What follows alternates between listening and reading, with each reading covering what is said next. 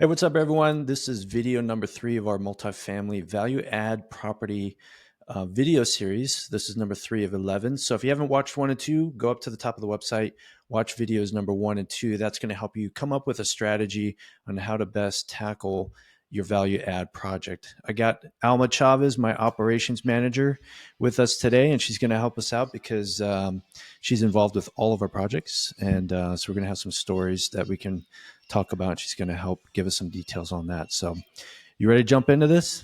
Yes, it's All gonna right. get very technical with the Very all of technical.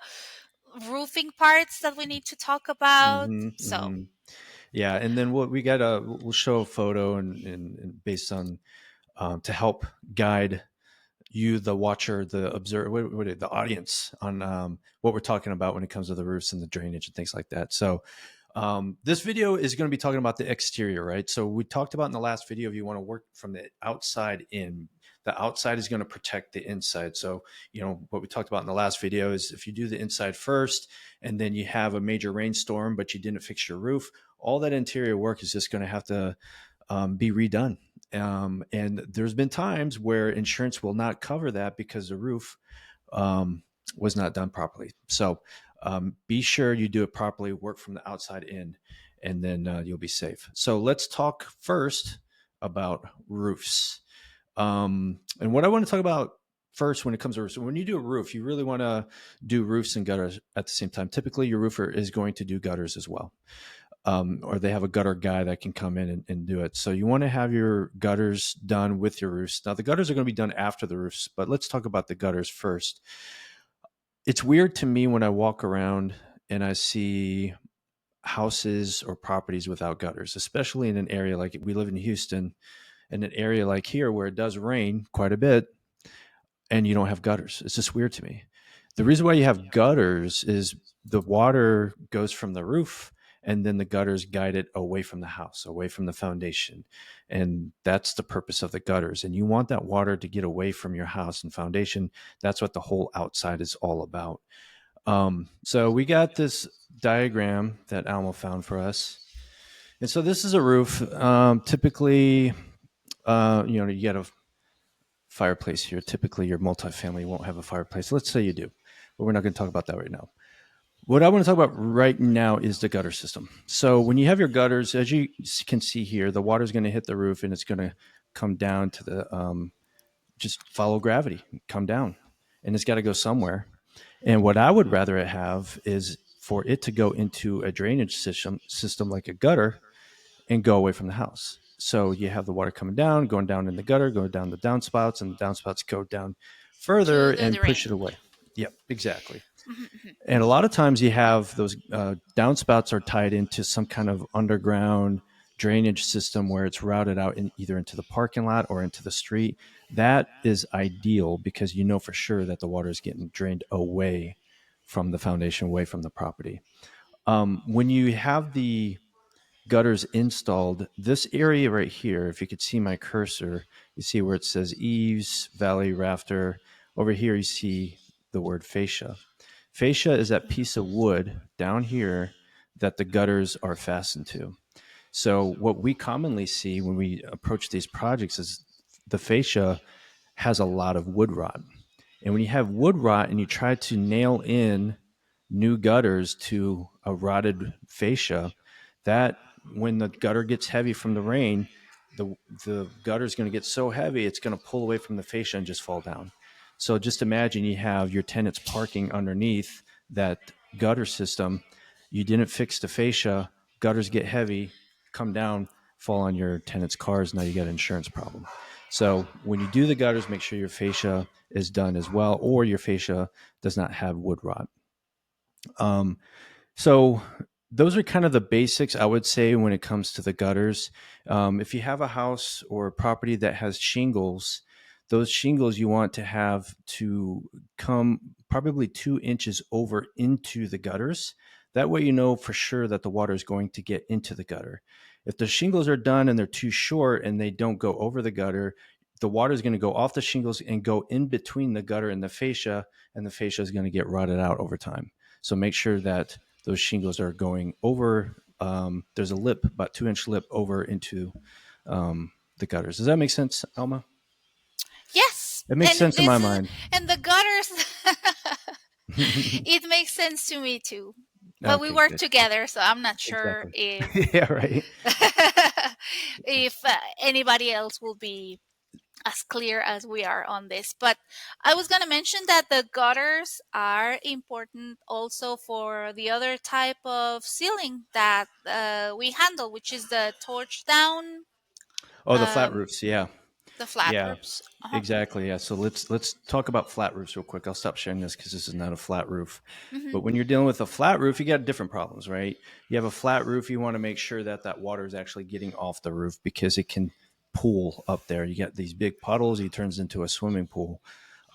We did have a flat roof that we did. It had some issues where there were some valleys in the roof on top, and there was a lot of water. And I don't know if you remember some videos of just the team up there just using what is it called, the leaf blowers, trying to get all that water off so we can actually fix the problem. And then we did come up with some solutions. You want to talk about that for a little bit? Yeah, we had to first remove or get rid of all the water Mm-hmm. accumulated there Yep.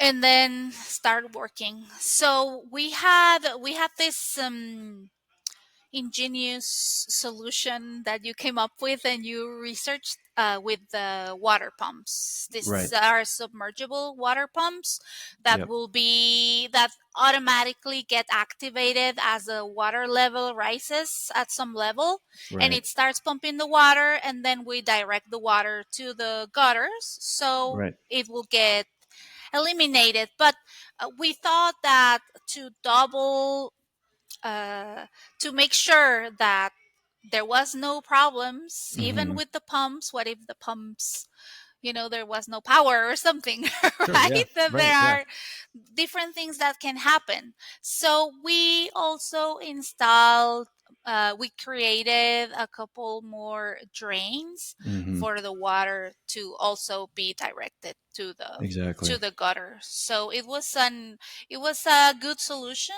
After that, no issues, no problems, Mm-hmm. and they didn't have to install a new roof.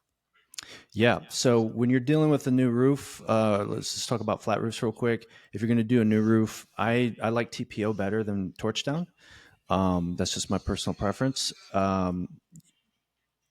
But if you have a roof that is maybe not that bad in shape and it's doesn't really make sense to replace it right now, but you have a roof that has these areas of pooling and causing issues, right? Because that's where the property management report would be handy. Is if you have so many units reporting leaks in the ceiling, that's a good indication you got a problem.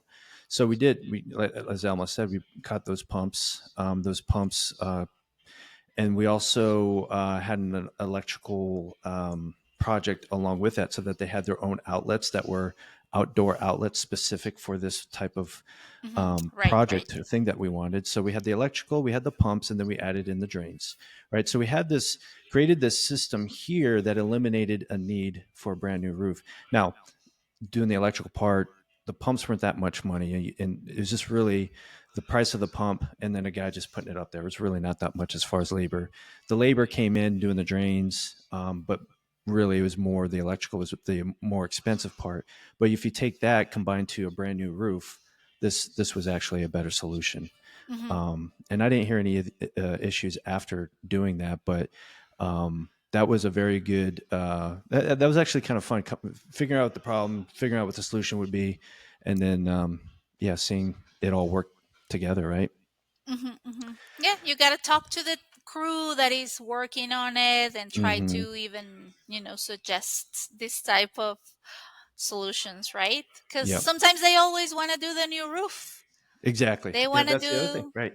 Hmm. You got to talk to them. They want you to spend the money, Yeah. and we try to protect our clients from that Yeah. as much as we can. So, Exactly. mhm, And that's the thing when you work with a contractor, make sure you're working with a contractor who's not trying to talk you into new projects. If it's not necessary, it's not necessary. Maybe there's a solution like this for you, right? mhm, Let's mhm. talk about shingles. So we talked about shingles. Shingles is just like what you use on your house. and we talked about how we want to make sure those are installed in a certain way so that it does empty into the gutters properly. Nothing really to add to that, right, Alma? No, For the shingles, yeah, no. Maybe we should talk about the venting. It's more. venting. hmm So it's weird to me that we've come across a few older buildings that did not have any venting at all. And when you're dealing with, like here in Houston or anywhere here in Texas, really, it just does get humid during the summertime. And when that humidity collects inside your attic space and there's no way for it to vent out, it's going to just hang out there. And that moisture is going to create wood rot on your sheathing, which is underneath your tiles and stuff, the plywood, right? That's going to rot out. If you don't have a way for that air to escape, it's going to rot out. So proper ventilation is what you need. I like the ridge vents on top. You know, you got the ridge, you got the vents on top. That way, all the air just comes out. And then in the soffit areas, you have that vent there too, so that the air can just kind of circulate outside. Um, Outside of the attic space to eliminate the possibility. Actually, it just really slows down the moisture in there. Over time, it's going to happen just because moisture is moisture. It's going to be in there. But if you have that constant airflow, it's going to last a lot longer. Exactly, exactly. The lack of venting will cut the life of a new roof Yeah. significantly. And when you do the venting, make sure, like, there's some properties that have these little holes and they don't have screens on them. Those little holes are big enough for birds to go in there. And if Mm. birds are going in there, they're having families in there, they're creating a mess in there, they're making a lot of noise, and your tenants are going to complain. So you got to put screens up there. Now, you want to do that at the beginning because an exterminator is going to come and you would say, oh, hey, there's a bird's nest up there. Can you get rid of it? They're like, no, if there's a bird living in that nest, we can't touch it. They're not allowed to. So make sure you do it properly at first. Have your maintenance crew go around periodically, maybe once a quarter, making sure all of those screens are on to keep the birds, squirrels, whatever, out of your attic space. Hmm, hmm. Cool. All right. We talked about drainage. Talked about the pumps. Talked about the gutters. Anything else to add for The roofs? shingles, the types Yeah. of roof. Yeah. So even about birds, we talked. We talked So. about birds. Mhm. No, cats can't get up there. We could talk about cats later.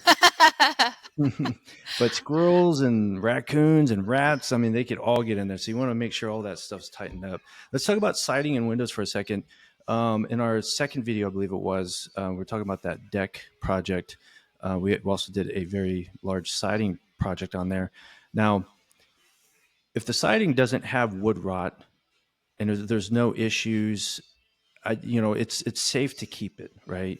And then if you do have wood rot, just tear that part out and just patch it and match it, right? Because you're going to paint over it anyway.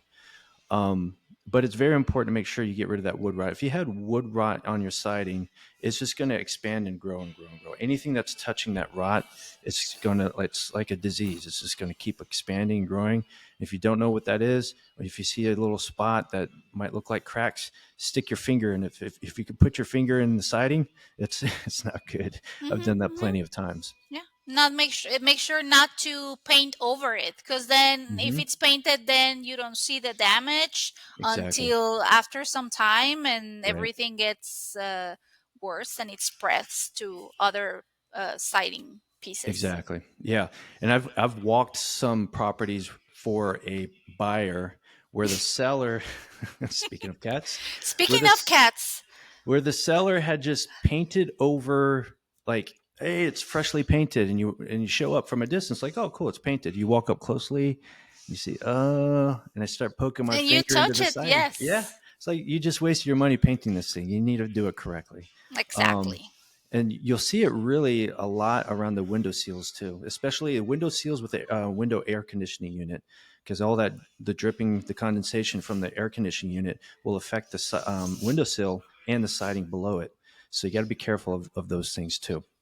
So let's hit on windows for just a little bit. A lot of these older properties are going to have the single pane windows. If there's nothing wrong with it, there's nothing wrong with it. Replace the ones that are leaking, are not closing properly. They're not safe.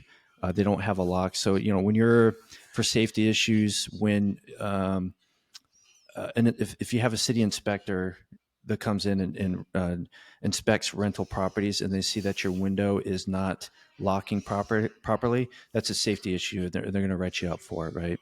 Something that you're going to have to fix. So just be proactive on that stuff. And windows are for egress as well. So if there's a fire, you have to be able to crawl out of those windows. So if it's a dangerous neighborhood and and I've seen this before, they put bars on the window. Those bars are illegal because you're unable to egress outside of the house because those bars are in the way. So if the house is on fire and the only way out of the house is through those windows, but you have bars there, that tenant is going to burn, and there's a liability issue there too. So take that into consideration. Mhm. And then when you get the windows installed, don't just get a handyman to do it. Get it done properly. The reason being is that when you put a window in, there's something called flashing, and what flashing is does, it properly seals the window to the house or to the property so that water does not go inside through the window. So a lot of not a lot, there's been people that I've seen will put a window in there and screw it in, paint around it, put some caulking, boom, call it done. It's not done properly. You have to do the flashing. If it's not flashed, it's not done properly. Mhm. Always have an expert. That's right. That's right. So we talked about roofs, exterior. We talked about siding, windows, painting. We do have another video. Maybe I could put that into the comment section on the YouTube side, but where we talked about moisture getting in through your sliding glass door. And I could put that into the description too. We talk a little bit specific about that. So long story short, you got to keep the water outside of your house. Water, moisture, everything, keep it outside of the property. That way, your property will last longer and make you more money. Hmm. Great. Yeah. Well, cool. Anything else on roofs, windows, siding, Alma, that you can think of? No, no, no. That will make it boring. I think we've said enough. We Okay. don't want to lose people's attention. That's right. Very good. So that was video number 3. Video number 4 is going to be talking about common areas. Common areas would be like outside. Talk about The laundry laundry. rooms. Laundry rooms. That's a big deal. We did quite a few of those. So yeah, next video, common areas. But like I said, if you haven't started from the top, talk about strategy, what to do, what a value add is. Then we talk about strategy, how to use reports and the priorities, and then we talk about exterior and working in. So until the next video, thank you. Thanks. We'll see you in a bit. See you in the next one.